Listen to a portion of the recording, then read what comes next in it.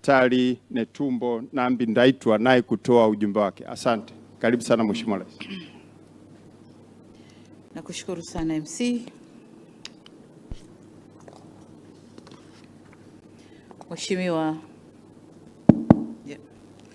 Mheshimiwa Dr. Netumbo Nandi Ndaitwah, Rais wa Jamhuri ya Namibia, waheshimiwa mawaziri kutoka Tanzania na Namibia mliopo nasi hapa, wajumbe wote walioshiriki ziara hii ya kitaifa, namwona mwenyeji wangu mkuu wa mkoa wa Dar es Salaam ndugu yetu Albert Chalamila, asante kwa kuendelea kutukaribisha kwako.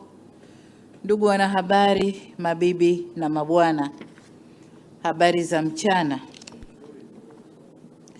Hivi leo kwa mara nyingine tena tumebahatika kumpokea na kumkaribisha rafiki na dada yetu Mheshimiwa Rais wa Jamhuri ya Namibia, Mheshimiwa Netumbo Nandi Ndaitwah, ambaye amekuja nchini kwa ziara ya kwanza rasmi ya kitaifa tangu alipochaguliwa kuwa rais wa Jamhuri ya Namibia.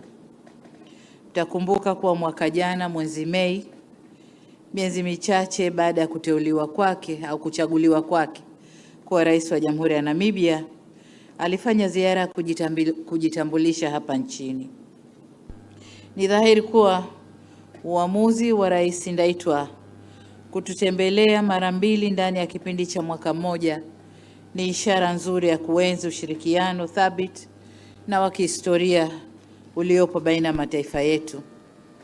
Nasi tunashukuru sana kwa heshima hii kubwa aliyotupatia Mheshimiwa Rais Netumbo, na tumedhamiria kuenzi uhusiano wetu imara ulioasisiwa vyema na wazee wetu wa mataifa yetu mawili, hayati Mwalimu Julius Kambarage Nyerere na hayati Dr. Sam Nujoma. Ndugu wanahabari, kama mnavyofahamu, Tanzania na Namibia zina uhusiano mzuri na wa kihistoria, uhusiano ambao ulianza tangu kipindi cha harakati za ukombozi zilizoendeshwa na waasisi wetu ambao walishirikiana kwa karibu kipindi chote ambacho Tanzania ilikuwa makao makuu ya Kamati ya Ukombozi ya Umoja wa Afrika,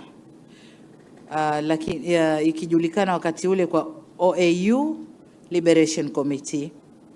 Katika kipindi husika, Tanzania ilikuwa mstari wa mbele katika kuendeleza na kufanikisha juhudi za kuzikomboa nchi za kusini mwa Afrika kutoka kwenye lindi la utawala wa kikoloni. Juhudi hizi zilifanikiwa na kupelekea nchi zote za eneo hilo ikiwemo Namibia kupata uhuru wao. Mheshimiwa Rais Netumbo mwenyewe aliishi na kufunga ndoa hapa nchini kwenye miaka 1980. Ndio sababu katika ziara yake hii atapata fursa ya kutembelea Magomeni ambako aliishi na vile vile Ilala Boma ambapo alifunga ndoa yake. Nilipokuwa nikizungumza naye alikuwa ananiuliza yuko wapi Ami Mpungwe. Nikamwambia yupo na yuko busy na private sector. Akaniambia mimi na Ami tumefunga ndoa karibu wiki hiyo hiyo, na kwa hiyo wanaitana baba na baba harusi, yeye na Ami Mpungwe, na ni matumaini yangu kwamba atakutana naye kule kwenye mkutano wa wafanyabiashara.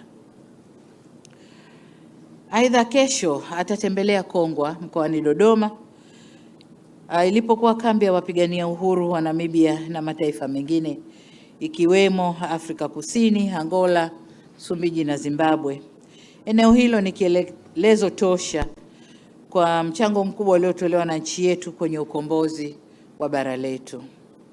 Ndugu wanahabari, licha ya uhusiano mzuri wa kihistoria uliopo baina ya Tanzania na Namibia, bado tuna safari ndefu ya kuhakikisha kuwa uhusiano huo unaendana na kiwango cha maendeleo ya kiuchumi kwa mataifa yetu na wananchi wetu.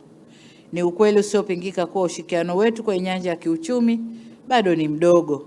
Mathalan, mwaka 2024 biashara kati yetu ilikuwa na thamani ya shilingi za Kitanzania 20 bilioni tu, au US dola milioni 7.8. Kwa msingi huo, leo kwenye mazungumzo na Rais Ndaitwah tumekubaliana namna ya kukuza ushirikiano wa kiuchumi pamoja na maeneo mengine ya kimkakati kama vile usalama wa chakula, uchumi wa buluu na upande wa madini, mafuta na gesi. Nimefurahi sana kuona katika ziara hii Mheshimiwa Rais Netumbo Ndaitwah ameambatana na wafanyabiashara ambao watakuwa na wenzao wa Tanzania kwa lengo la kujadili mbinu bora za kuimarisha biashara na uwekezaji. Hivyo ni matumaini yetu kuwa baada ya ziara hii ushirikiano wetu wa kiuchumi utaimarika zaidi. Nitumie fursa hii kuwahamasisha wafanyabiashara wa Tanzania kuchangamkia fursa nyingi za biashara na uwekezaji zilizopo nchini Namibia na Wanamibia kuja Tanzania kufanya hivyo hivyo. Eneo jipya ambalo tumelizungumza ni eneo la uchumi wa buluu, ambapo nchi zetu zimebarikiwa kuwa na rasilimali bahari kubwa ambazo tukizitumia ipasavyo zitatusaidia katika kuimarisha uchumi wa nchi zetu na jamii zinazotegemea rasilimali hizo katika eneo hili. Hivyo basi, Tanzania tunaweza kutumia fursa hii kubadilishana ujuzi na uzoefu na wenzetu wa Namibia. Kwa upande wa mafuta na gesi vile vile tumejadili na kukubaliana kukuza ushirikiano kwenye sekta ya mafuta na gesi. Kama mnavyofahamu, Tanzania na Namibia ni miongoni mwa nchi zenye utajiri mkubwa wa rasilimali ya gesi. Sekta hii inajitokeza kuwa moja ya sekta za kimkakati zenye kuleta mageuzi makubwa ya kiuchumi wa kanda na dunia kwa ujumla. Kwa kuzingatia changamoto za kisiasa na mabadiliko ya kiuchumi au mwenendo wa mabadiliko ya kiuchumi duniani, tumeona kuna umuhimu wa kuimarisha ushirikiano baina yetu ili kujikinga, kujilinda na kuhimili changamoto hizo na pia kunufaika na rasilimali hizo tulizobarikiwa. Katika suala hili tunahitaji kuimarisha ushirikiano kwa mashirika yetu ya kitaifa ya nishati za mafuta, kushirikiana katika kubadilishana maarifa na kujengeana uwezo. Kwenye eneo la ufugaji na maendeleo ya sekta ya mifugo, tulikubaliana kuimarisha ushirikiano mkubwa.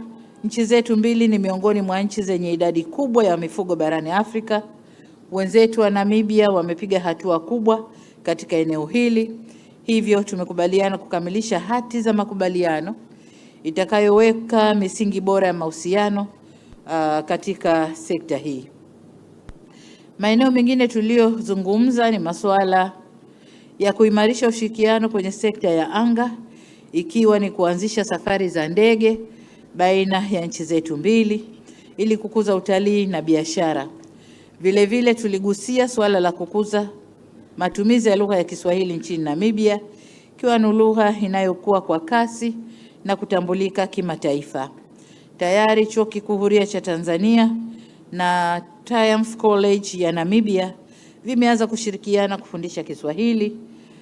Serikali ya Jamhuri ya Muungano wa Tanzania imewaahidi kuunga mkono dhamira ya hiyo ambayo inafanywa baina ya vyuo vyetu viwili.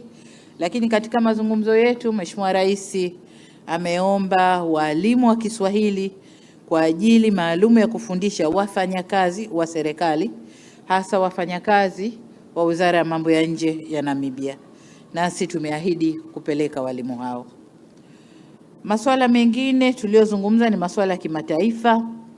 Tumebadilishana mawazo kwenye masuala mbalimbali ya kimataifa, ikiwemo amani na usalama, utangamano wa bara letu la Afrika na mabadiliko ya tabia nchi. Nimetumia fursa hiyo kuwasilisha ombi kwa serikali ya Namibia kutunga mkono kwenye harakati zetu za kugombea nafasi za ujumbe wa muda katika Baraza la Usalama la Umoja wa Mataifa kwa kipindi cha mwaka 2029-2030.